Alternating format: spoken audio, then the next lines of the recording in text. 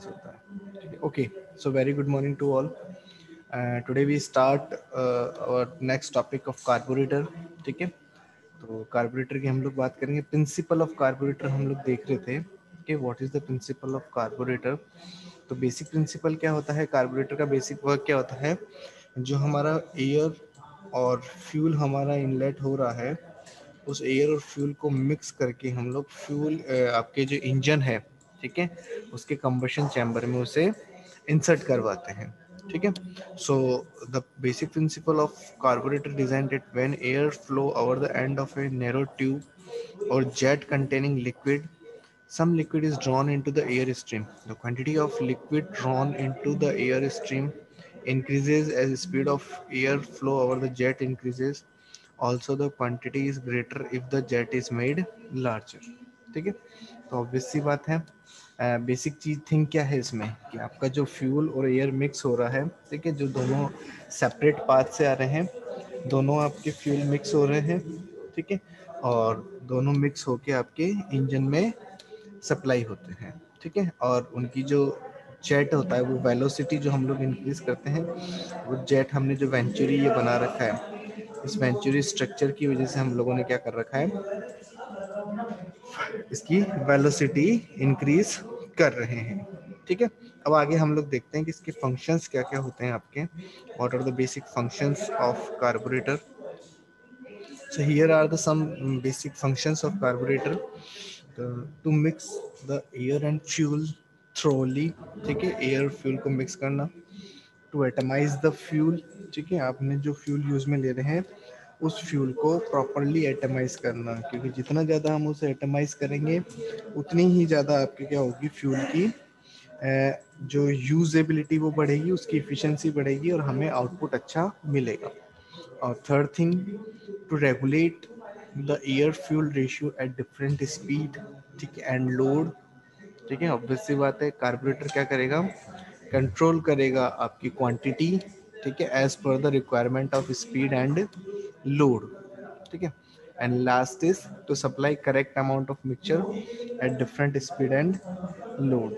ठीक है, तो इस तरीके से ये आपके बेसिक फंक्शंस हैं आपके कार्बोरेटर के, जो कि हमें यूज लेने हैं। ठीक है, जिसका काम हम लोग कार्बोरेटर में लेते हैं। ठीक है, आपके सामने एक कार्बोरेटर का प्रॉपर डिजाइन दिया हुआ है। देखिए, बेसिक फंक्शन तो हमने बात कर ली कि इसको कंट्रोल करना है, उसको कंट्रोल करने के लिए जो सपोर्टिंग इक्विपमेंट एसेसरीज है, सपोर्टिंग एलिमेंट्स है, जैसे आपके पंप लगा हुआ है, ठीक है, मीटर रोड जेट है, डायफ्राम असेंबली है, ठीक है, तो ये सारी चीजें आपके कार्बोरेटर में आती है। ठीक है, एयर फ्यूल रेशियो और थ्रोटल ओपनिंग के साथ अपना जो है परफॉर्मेंस रेशियो दिया हुआ है, परफॉर्मेंस ग्राफ दिया हुआ है। ठीक है, देखिए 3 रेंज दी हुई है, आइडलिंग, क्रूसिंग और पावर रेंज। ठीक है, आइडलिंग रेंज क्या होती है, जब अपना इंजन स्टार्ट होता है। ठीक है, अगर हम लोग किसी भी इंजन के लिए बात करें तो जब आपका इंजन स्टार्ट होता है तो उसको आइडलिंग बोलते हैं। क्रूसिंग रेंज होती है नॉर्मल रेंज, जिसमें हम लोग अपनी जो भी व्हीकल है, जो भी इंजन है, उसको रन करवाते हैं। और तीसरा होता है पावर रेंज, जब हम अपनी जो व्हीकल है या ऑटोमोबाइल है उसको एक्सेलरेट करते हैं, उसको पावर देते हैं। ठीक है, तो उस केस में ये है। तो देखिए क्या है, एयर फ्यूल रेशियो जो है, आइडलिंग के केस में हमें रिच मिक्सचर चाहिए। धीरे धीरे जैसे जैसे आपकी गाड़ी जो है या आपका जो व्हीकल जो है रनिंग में आता है, एयर फ्यूल रेशियो डाउन होता है। डाउन होने का मतलब थ्रोटलिंग बॉल कितना परसेंट ओपन करना है। ठीक है, धीरे धीरे हम ओपन करें, 50% ओपन रहेगा बेस्ट इकोनॉमी के लिए, लेकिन अगर उससे ज़्यादा अपन को एक्सीलरेट करना है तो आपको थ्रोटल बॉल जो है खोलना होगा। साथ ही साथ आपका एयर फ्यूल जो रेशियो है मिक्स उसकी जो है क्वांटिटी, जो लीन और रिच मिक्सचर की बात कर रहे हैं, रिच मिक्सचर आपको रिक्वायर्ड होगा। ठीक है, तो जो डॉटेड लाइन है वो आपको मल्टी सिलेंडर के लिए है, सिंगल सिलेंडर के लिए है। अब देखिए इसमें, देखिए जो 50% वाला जो क्रूसिंग रेंज है आपकी, इसमें आपको बेस्ट पावर और बेस्ट इकोनॉमी मिलती है, यानी अपनी जो इफिशियंसी है इंजन की यहाँ पे आपको मिलती है जब आपका एटलीस्ट 50% थ्रोटल वॉल ओपन रहेगा।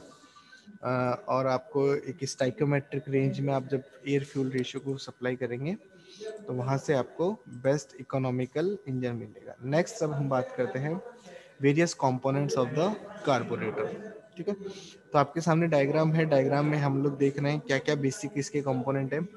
एयर की सप्लाई हो रही है चॉक के थ्रू, ठीक है। एयर के साथ फिर अपना जो फ्यूल टैंक है, जो फ्लूइड टैंक है, ठीक है, उसमें अपना फ्यूल सप्लाई आ रहा है। उसमें फ्लोट लगा हुआ है। फ्लोट क्या करता है, आपके फ्यूल की सप्लाई को कंट्रोल करता है, ठीक है। फ्लोट क्या कर रहा है, फ्लोटिंग चैम्बर जो है इसमें फ्लोट लगा हुआ रहता है, वो आपके फ्यूल की सप्लाई को कंट्रोल करता है, ठीक है। वेंट लगा हुआ है ताकि एयर क्रिएट ना हो, ठीक है। फ्यूल डिस्चार्ज नोजल, ठीक है। फ्यूल मीटरिंग जिट, ठीक है। तो ये सारे बेसिक। फिर आपका थ्रोटल वॉल्व, मेन रोल किसका है आपके यहाँ पे मिक्सिंग होने के बाद में, थ्रोटल वॉल्व का, कि थ्रोटल वॉल्व आपका कितना ओपन है या कितना क्लोज है, उस बिहाफ पे या उसके कॉरस्पॉन्डिंग ही हम लोग कंसिडर करते हैं कि आपका कितना फ्यूल अंदर जाएगा और कैसे वर्किंग होगा, ठीक है। तो एक एक करके हम देखते हैं। पहला अपना पॉइंट है,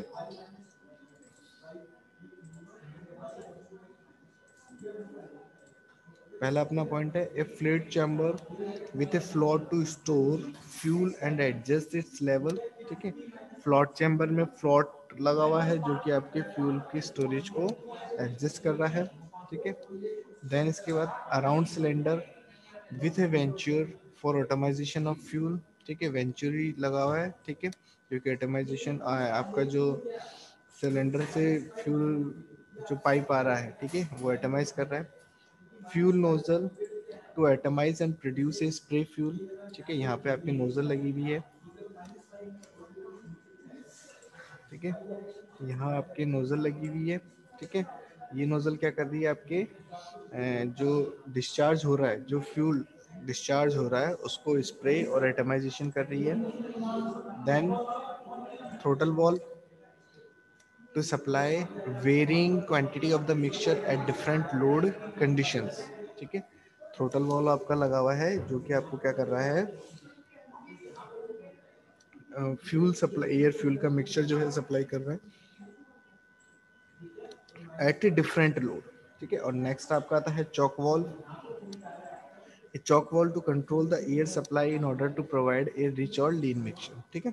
तो बेसिकली चॉक वॉल्व का क्या है, कल भी मैंने आपको बताया था कि चॉक वॉल्व जो है आपका क्या करता है कि देखिए यहाँ से आपका फ्यूल आ रहा है, ठीक है, फ्यूल टैंक से, और इधर से हमारी एयर आ रही है। तो हम लोग एयर को जो कंट्रोल करेंगे, अगर रिच मिक्सचर चाहिए तो चॉक को क्लोज करेंगे, और अगर लीन मिक्सचर चाहिए तो हमें क्या करना होगा, चॉक को ओपन करना होता है, जिससे क्या होता है एयर की क्वांटिटी बढ़ जाएगी, और एयर की क्वांटिटी को ही कंट्रोल करके हम लोग क्या कर सकते हैं, आपका रिच और लीन मिक्सचर प्रिपेयर करते हैं, ठीक है। तो ये अपने बेसिक कंपोनेंट हो गए। नेक्स्ट हम देखते हैं टाइप्स ऑफ कार्बोरेटर की बात करें अगर हम लोग, डिफरेंट टाइप ऑफ कार्बोरेटर, कितने टाइप के आपके कार्बोरेटर्स होते हैं, ठीक है। तो अगर हम लोग बात करते हैं कार्बोरेटर की, तो आपके सामने तीन टाइप के कार्बोरेटर हैं अभी, ठीक है। पहला up draught carburettor, second down draught carburettor, and third one is cross draught carburettor, ठीक है। इनमें देखिए अप ड्रॉट कार्बोरेटर में क्या है, आपका फ्यूल की सप्लाई बॉटम से हो रही है, ठीक है। ये आपका पेट्रोल का सप्लाई हो गया और इसके साथ ये ऊपर की तरफ जा रहा है। डाउन रोड में रिवर्स डायरेक्शन हो जाएगा, ठीक है, और हॉरिजॉन्टल में हॉरिजॉन्टल चलेगा, ठीक है। लेफ्ट साइड से आपका एयर आया, आपके ट्यूब के सेंटर में हमने पेट्रोल इंजेक्ट किया, और थ्रोटल वॉल्व के होते हुए राइट साइड में आपके इंजन में सप्लाई हो गया। तो बेसिकली आपके तीन टाइप के अपने कार्बोरेटर हो गए, पहला अप ड्रॉट, दूसरा डाउन ड्रॉट, और तीसरा हो गया क्रॉस ड्रॉट कार्बोरेटर्स, ठीक है। नेक्स्ट हम बात करते हैं एयरक्राफ्ट कार्बोरेटर की, ठीक है।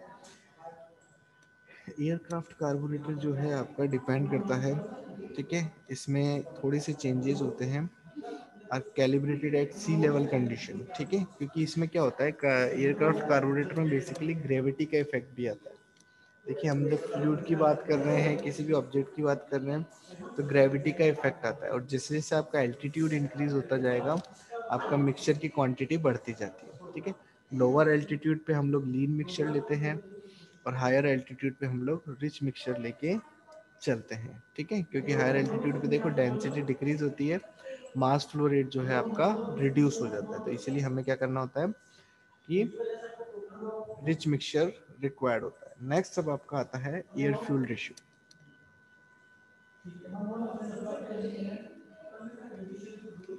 एयर फ्यूल रेशियो देखिए सबसे मेन इंपॉर्टेंट जो है आपके इंजन में उसकी डिज़ाइन और उसकी ज्योमेट्री के अलावा तो वो आता है आपका एयर फ्यूल रेशियो। ठीक है, एयर फ्यूल रेशियो कैसा है आपका या किस एयर फ्यूल रेशियो पे आप डिज़ाइन कर रहे हैं, उसी से आपकी इंजन की इफिशिएंसी, वर्किंग और उसकी लाइफ टाइम कंसिडर कर सकते हैं। ठीक है, तो एयर फ्यूल रेशियो जो है, the air fuel ratio is the proportion by weight of air. ठीक है, air fuel ratio is the proportion by weight of air and gasoline mixed by the carburetor as required for the combustion by engine। ठीक है, तो air fuel ratio क्या हो गया, by weight air और gasoline, यानी हमारा जो फ्यूल आता है उसको हम लोग गैसोलीन बोलते हैं, गैसोलीन को मिक्स करके कंबशन के लिए जो रिक्वायर्ड क्वांटिटी है उसको सप्लाई होना है। ठीक है, this ratio is extremely, second point, this ratio is extremely important for an engine because there are limit to how rich or how lean it can be and still remain fully combustible for efficient firing।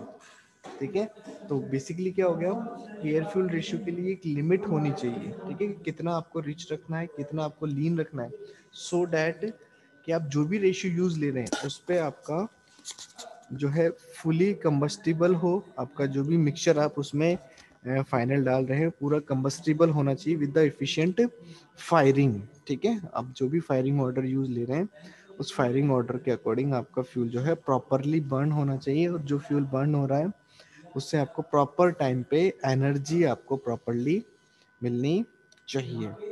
ठीक है ना, next आता है air fuel की requirement क्या क्या है। ठीक है, तो फर्स्ट वन है आपकी engine displacement.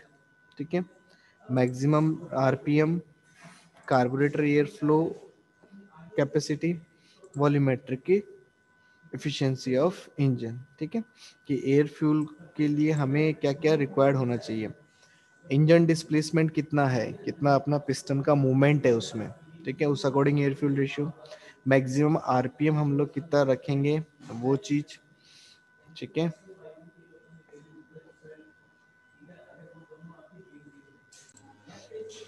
okay, so these are the basic points which are used for the air fuel requirement purpose। ठीक है, नेक्स्ट देखते हैं हम लोग एयर फ्यूल रेशियोज की बात करें तो केमिकली करेक्ट जो स्टाइकोमेट्रिक रेशियो हम लोग बात करते हैं 15:1 होता है आपका। ठीक है, रिच मिक्सचर की बात करें 10:1 तक ले सकते हैं, लीन मिक्सचर अपना 17:1 तक जा। देखो एयर फ्यूल रेशियो हम लोग चेंज कर सकते हैं, ये एक बेसिक या फिर ये बोल सकते हैं एक जनरल जो है फ्रैक्शंस है। सिर्फ आपका जो है स्टाइकोमेट्रिक रेशियो या केमिकल करेक्शन वैल्यू जो है वो आपकी सही है कि 14.5:1 या 15:1 हम लोग रख सकते हैं। बाकी रिच और लीन कितना करना है ये आप अपनी डिजाइन कंसिडरेशन के अकॉर्डिंग देखते हैं। ठीक है, तो इसमें क्या होगा बेसिकली देखो जो बात कर रहे हैं कि 8 से 18 के बीच में हम लोग रख सकते हैं, तो वो उसके बीच में आपका कंबशन अच्छा मिलेगा, उस पर हम लोग वर्क कर सकते हैं। उससे रिच या उससे लीन हम लोग अगर रखते हैं तो आपको जो आपकी इंजन डिजाइन कर रहे हो उसमें आपको क्या होगा, कंबशन प्रॉपर नहीं मिल पाएगा। ठीक है, ये आपकी एयर फ्यूल रेशियो की लिमिट दी हुई है कि 9 और 18 से बियॉन्ड अगर हम लोग चले जाते हैं तो आपका क्या हो जाएगा, जो या तो टू रिच बन जाएगा या टू लीन फ्यूल आपका बन जाएगा। ठीक है, तो ये आपके एयर फ्यूल रेशियो के लिए बेसिक रेशियोज हो गए। अब आता है calculation of air fuel ratio. ठीक है, अब हम कैलकुलेशन कैसे करेंगे। ठीक है, कैसे कैलकुलेट किया जाता है, तो देखिए यहाँ पे क्या है आपका, ये पूरा आपका एक कार्बोरेटर का सेक्शन हो गया। ठीक है, ये आपका पूरा एक कार्बोरेटर का सेक्शन हो गया। ठीक है, इसमें देखिए 3 सेक्शन हो गए इसमें, पहला आपका फ्यूल फ्लोट चैम्बर हो गया। ठीक है, ये आपकी एयर इनलेट हो रही है, पहला सेक्शन यहाँ पे हो गया। ठीक है, दूसरा पॉइंट आपका ये हो गया, सेकंड पॉइंट। ठीक है, और यहाँ से फिर आपका एयर फ्यूल का जो मिक्सचर है वो आउटलेट में जा रहा है। तो हम लोग जो कंसिडरेशन करेंगे यहाँ पे और यहाँ को लेके करेंगे जितना अपना एयर फ्यूल अंदर चला जाएगा। ठीक है, C1 हम लोगों ने वेलोसिटी मान ली।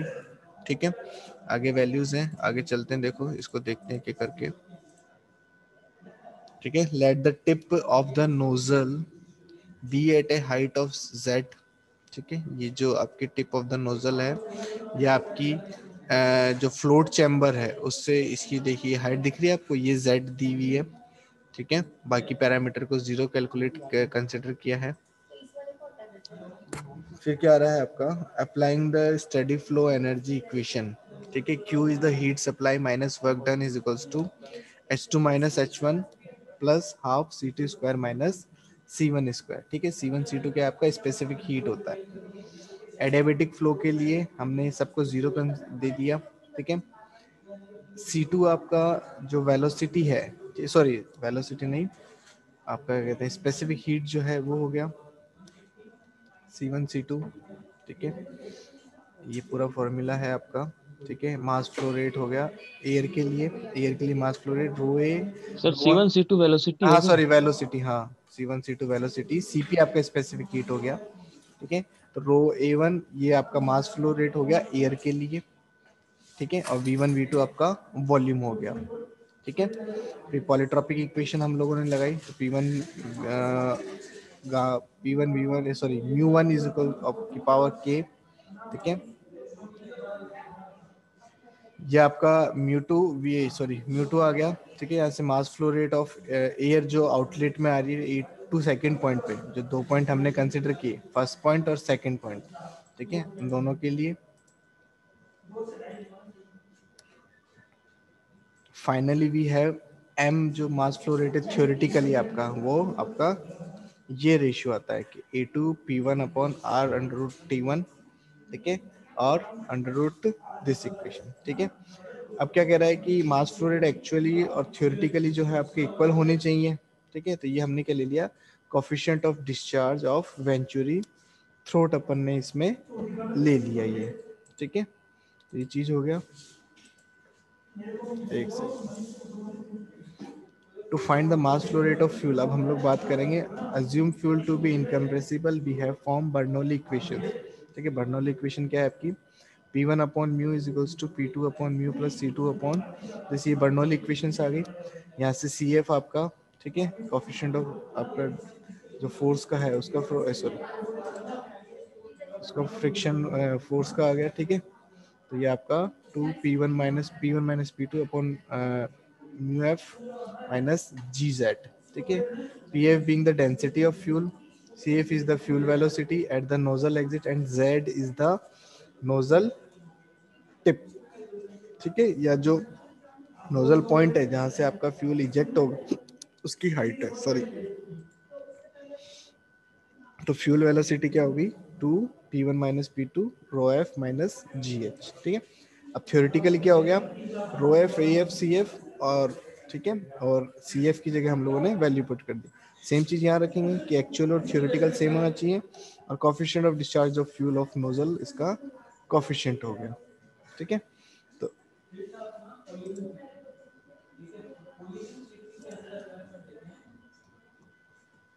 ये आपका इसमें कैलकुलेशन आ गई अपने फ्यूल के लिए। Enrichment due to the variation of air density, air density की वजह से जो एनरिचमेंट आएगी, ठीक है, या जो आपका एयर की डेंसिटी की वजह से फ्यूल का जो डेंसिटी में चेंजेस आएंगे, वो है E+1 is equals to mu not upon rho. ठीक है, ई आपका एनरिचमेंट फैक्टर है, तो ई कितना रहेगा, 9.1 रेशियो रहेगा। अगर आपकी जो एयर और पेट्रोल का जो डेंसिटी है वो 0.84 रेशियो रहता है, तो एनरिचमेंट जो है 9.1 रेशियो परसेंटेज आपका रहेगा। ठीक है, तो ये बेसिक कैलकुलेशन है आपकी, इस पे न्यूमेरिकल नहीं आता है। अगर पूछा जाता है तो ये फ्यूल रेशियो का जनरल क्वांटिटी पूछी जाती है आपसे। ठीक है, नेक्स्ट अपना आता है कार्बोरेटियन और इंजेक्शन। ठीक है, कि हमारा जो कार्बोरेटर है उसकी जगह अगर हम लोग फ्यूल इंजेक्टर लगाते हैं तो उसमें क्या डिफरेंस होता है और कैसे वो आपका काम में करता है। ठीक है, तो आपके सामने डायग्राम है दोनों का। एक में आपका फ्यूल इंजेक्टर है, फ्यूल इंजेक्टर में इलेक्ट्रॉनिक डिवाइस है जो मैग्नेटिक कॉइल, इलेक्ट्रिक कॉइल्स, इन सब से आपका कंडक्ट होता है।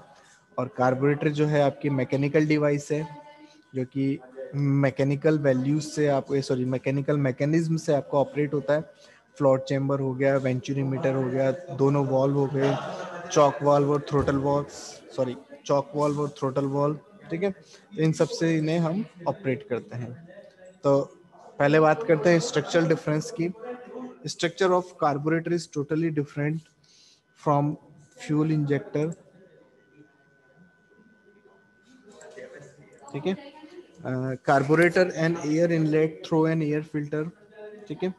After that there is a choke valve, and after passing it pass through the throat in which it mix with the fuel, and then there is a throttle valve after which air fuel mixture pass into engine, ठीक है। इसके बाद दोनों का construction है, ठीक है। Fuel injector के कंस्ट्रक्शन में क्या है, ओ रिंग लगा हुआ है, फिल्टर लगा हुआ है, इलेक्ट्रिकल कंडक्टर है, इलेक्ट्रिकल कॉइल है, मैग्नेट, ये सारी चीजें लगी है। तो दोनों का डिफरेंस है। डिवाइस कैटेगरी की बात करें, कार्बोरेटर जैसे मैंने बताया कि प्योर जो है आपकी मैकेनिकल डिवाइस है। फ्यूल इंजेक्टर जो है मैकेनिकल इलेक्ट्रिकल दोनों का मिक्स्ड फॉर्म है, ठीक है। वर्किंग मैकेनिज्म की अगर हम लोग बात करते हैं,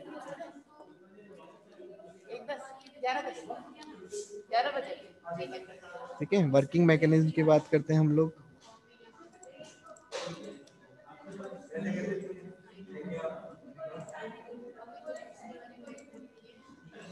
कार्बोरेटर वर्किंग मैकेनिज्म जो है आपकी basically mechanism involve the Venturi effect taking place into a narrow section called a throat of carburetor, where increase in the air speed result in drop of pressure in the airflow, due to which fuel is sucked out of a supply container through a small opening.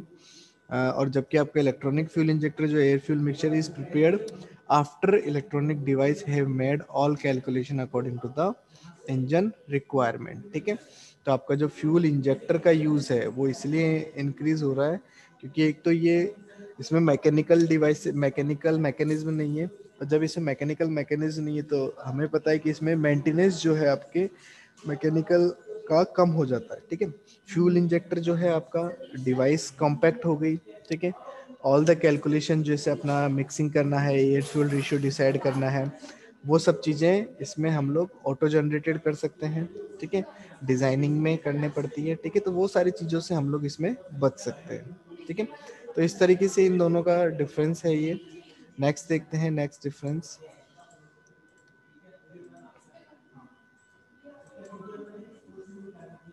ठीक है। Diagnose on problem, the complete electronic nature of electric fuel injector allow problem to be diagnose simply by connecting the ECU to a diagnostic device or a computer, ठीक है। जबकि carburetor specific experience is required for maintenance and turning because it has to be done manually, ठीक है। Carburettor में जो है अपना सारा काम हम लोग मैनुअली में ऑपरेट कर रहे हैं, और अपना जो फ्यूल इंजेक्टर है उसमें हम लोग इलेक्ट्रिक फ्यूल इंजेक्टर और ईसीयू को हम लोग यूज ले रहे हैं, ठीक है। फ्यूल वेरिएशन की बात करें तो फ्यूल इंजेक्टर जो है आपको allow the engine to perform with various fuels, and the operation from the driver's perspective is smooth and the fast this property completely absent in carburetor, ठीक है। देखिए कार्बोरेटर जो है आपकी मैकेनिकल डिवाइस है, ठीक है। तो जब मैकेनिकल डिवाइस है तो वहाँ पे मैकेनिज्म लग रही है, टाइमिंग में लेट आता है, लेकिन फ्यूल वेरिएशन हम लोग नहीं कर सकते। जबकि फ्यूल इंजेक्टर जो आता है इसमें हम लोग इजीली फ्यूल का वेरिएशन भी कर सकते हैं और डिफरेंट फ्यूल पे भी हम लोग काम में ले सकते हैं। नेक्स्ट आता है अपना इफिशिएंसी एंड इमिशंस, ठीक है। इफिशिएंसी और इमिशंस की अगर हम लोग बात करते हैं तो the fuel consumption can be optimised to suit the performance of the engine in fuel injector which increasing the efficiency and reducing the emission, whereas in carburetor fuel consumption cannot be optimized because of its working phenomena, ठीक है।